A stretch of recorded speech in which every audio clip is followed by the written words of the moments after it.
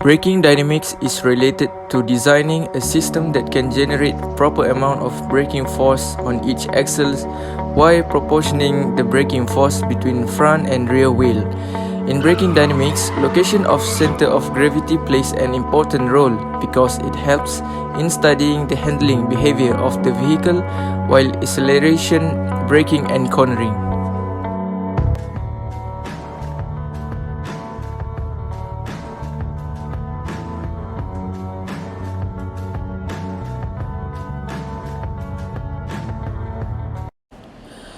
The vehicle is traveling and then have a velocity and then brakes are applied. Here the front braking force is FBF and the rear braking force is FBR. In this situation, the load transfer on the front tire is given by WFD and the rear tire is given by WRD. As you all know, the vehicle is braking, so the initial force, or we can say the DLM, but force will act at the center of gravity in the forward direction, whose value will be given by W by G into the where is gravity is D and the acceleration.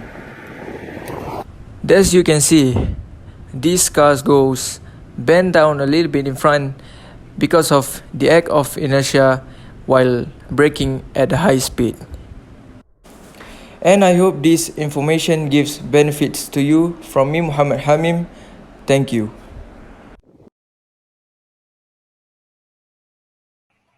Tend to have a higher center of gravity, while smaller vehicles tend to have a lower center of gravity.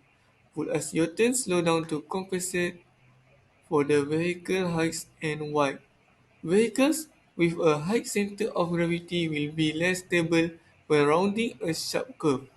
Taller vehicles, such as truck and SUV, are more top-heavy.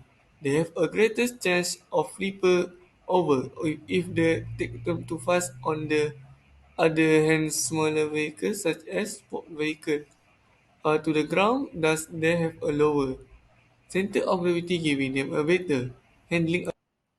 Most commonly is going to be a pickup truck and SUV looking for the 10-second takeaway. Basically, get away with everything you possible without tipping it over. But we were going to look at this episode.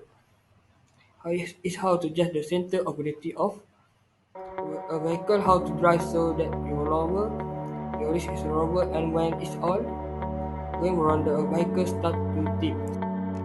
I will show you the process for determining the location of the CG in the longitudinal direction or X as well as the vertical Z direction. The process for the sideway or Y direction is the same as for the X, but for most application, if you're not doing anything super precise, it is completely fine just to say that the Y coordinate is the measurement the things you will need to measure is the wheelbase. That is the distance between the front of the rear axle and the front of the rear axle. My name is Adrian Owen Keller. I would like to talk about the effects of center gravity in load transfer of a vehicle.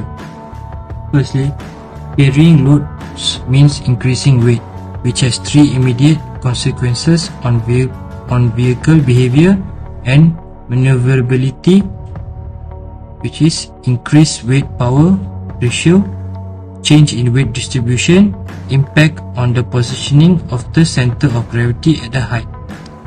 The increase in the weight means that the engine has to produce more work, so there is a reduction in performance proportional to the weight of the cargo loaded, as well as a corresponding increase in consumption. The consumption of a vehicle is determined by the amount of work that the engine has to do when moving. In other words, the average power that we have to use and the amount of power needed is determined by speed and weight. So the greater the speed and weight, the greater the consumption. Okay, let's start. Let's continue the effect center gravity on handling. First one, braking and acceleration.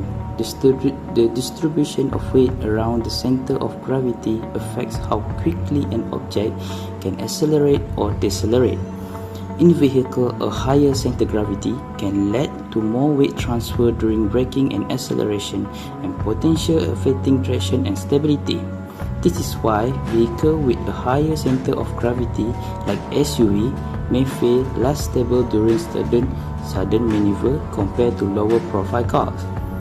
Second, turning and cornering. The position of the center of gravity relative to the wheelbase is crucial for turning and cornering performance. A forward or rearward shift in the center gravity affect how weight is distributed within the front and rear wheels, impacting traction and stability during turns. In racing car, for instance, engineers carefully adjust the center gravity position to optimize cornering performance.